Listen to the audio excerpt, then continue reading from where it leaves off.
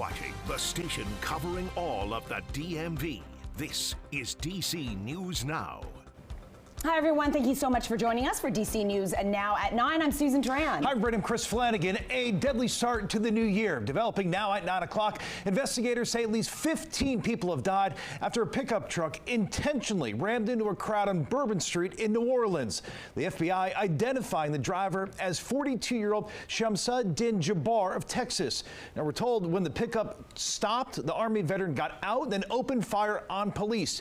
Jabbar was then killed in a shootout. Witnesses say this is something they will never forget.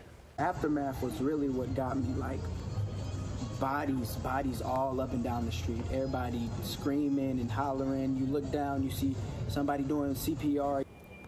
The FBI now investigating this as an act of terrorism, and our coverage continues in just a couple of minutes, and we're going to be hearing from a New Orleans native now living here in D.C. But first, we want to turn our attention to the weather, with the temperatures getting pretty chilly out there as we take a live look at the Capitol building. We have been in this flux of, I don't know, I think it was 60 just the other day, and now it's chilly. Yeah, it's like a roller coaster, isn't it? And Janessa, Chief Meteorologist Janessa Webb in tonight, and the mayor's office issued a warning tonight for these low temperatures. Yeah, really, we're just in the beginning phases. 40s, 30s tonight across the region.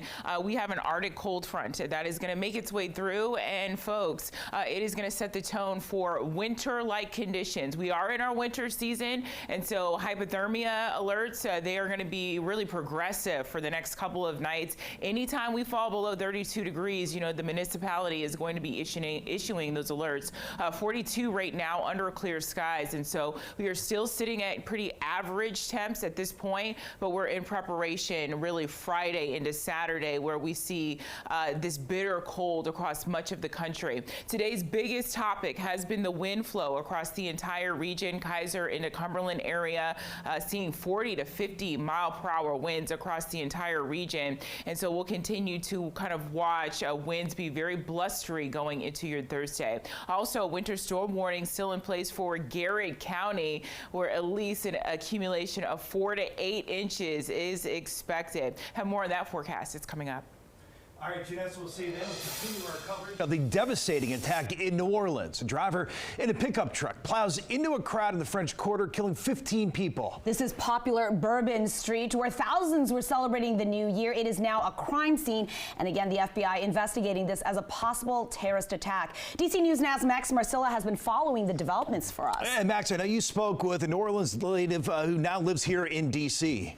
Yeah, that's right, guys. And this man who we spoke with, Kenyatta Robinson, he has spent more than half of his life here in D.C., but his first 17 were in New Orleans, and his friends and family are still there. He goes there all the time. So when he saw what happened, he said it really cut deep. Just hours into the new year, New Orleans police beginning to investigate a truck attack that killed at least 15. And then the screaming, it was total chaos. It's an attack that has left too many families without loved ones and a city with heavy hearts. The spirit of our New Orleans will never, never, never be defeated. You don't have to go far to find examples of that spirit. Even though DC is now my, adopted hometown, I still have a lot of New Orleans pride. Kenyatta Robinson spent his first 17 years in New Orleans. It often goes back and visits Bourbon Street. When, we think of, the revelry or even, sometimes the not so great things that could happen down there, never in a million years would you imagine something like this. A shocking and devastating attack. Having this incident happen on Bourbon Street, that really cuts deep. That's sort of the iconic, heart of our city. It's the ethos of our city. Is where people come out and, gather and play. The heart of the city is broken right now. The joys of New Orleans are on pause. The Sugar Bowl, a college football playoff game, postponed until Thursday. But Robinson is urging for this time to be used to pray for everyone killed, injured, or impacted, and his home city. The city is strong. It will come back. Now, we mentioned the Sugar Bowl getting pushed back. Well, Kenyatta Robinson said that he is expecting that the city will not only be able to host that game, but also the Super Bowl in a couple of weeks. He thinks they'll be able to do so safely, hoping that it can learn from the lessons of the last 24 hours and utilize resources from local, state, and federal agencies. All right, Max, thank you. Now, the terror attack creating concerns here in the district. In just days, Congress will be certifying the presidential election. Then there is the inauguration, all of which will bring thousands to the area. DC News Now's Marielle Carbone live for us there on Capitol Hill. And Marielle, has the attack in New Orleans really sparked new security plans here? Yeah, Susan, it has. Federal law enforcement, they've already been working to secure the Capitol with fencing like this down and around the area. But now local law enforcement says that they are in a heightened security posture and that police will be more visible throughout the district.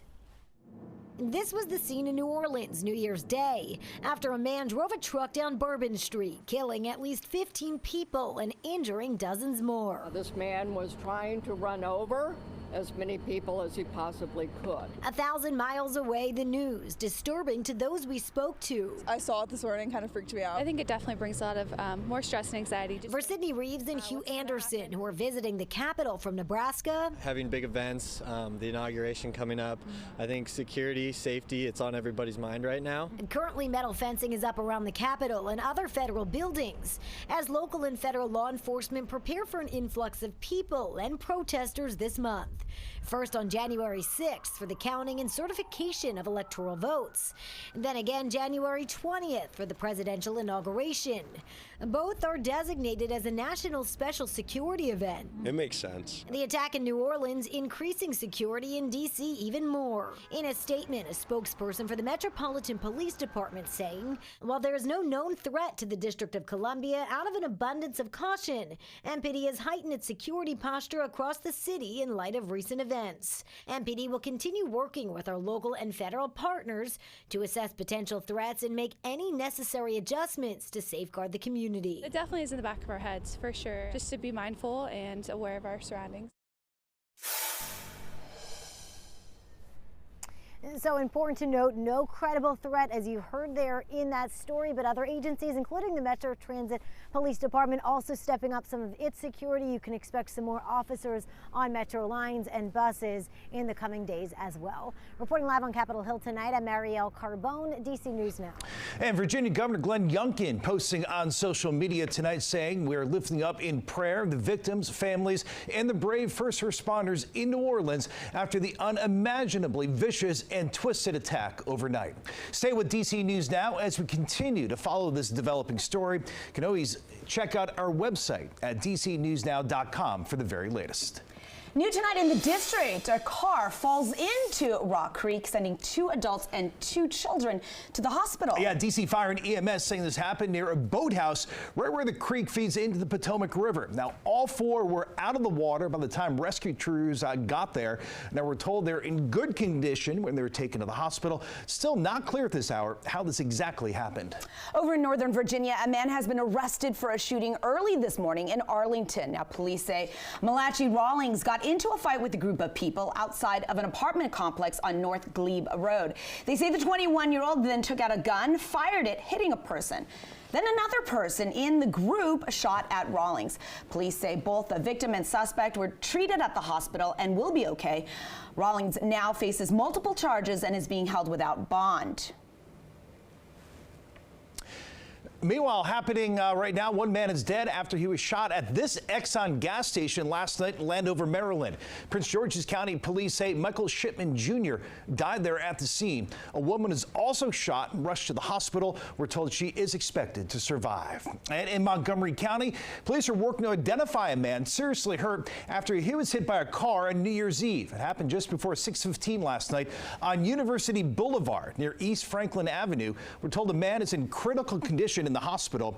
Police say he's a Hispanic man in his early 30s. Anyone who may know who this man is asked to get in touch with police.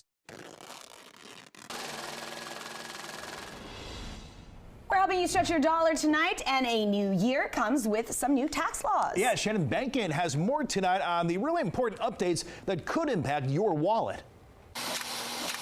Stimulus checks during the pandemic offered a much-needed financial boost to many families, but others were left out and were unable to fix the mistake with the IRS. Well, that could be changing. If you didn't receive one or more stimulus checks that you qualified for, be on the lookout at the mailbox because the IRS says you might be receiving a stimulus check of up to $1,400. The IRS says this is part of their efforts to distribute around $2.4 billion to taxpayers who failed to claim a recovery rebate credit on their 2021 tax returns. As many as 1 million taxpayers are set to receive these payments.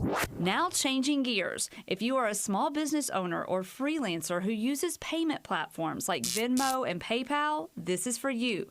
Tax reporting requirements are changing, and depending on how much money you made, the IRS will now require these payment companies to issue a tax form 1099-K detailing your earnings. Income thresholds will then gradually decrease over the next few years. For the 2024 tax year, the IRS will require businesses to report income from third-party payment apps if it exceeds $5,000 annually. That amount will drop to $2,500 in 2025, and by 2026, any income over $600 will need to be reported.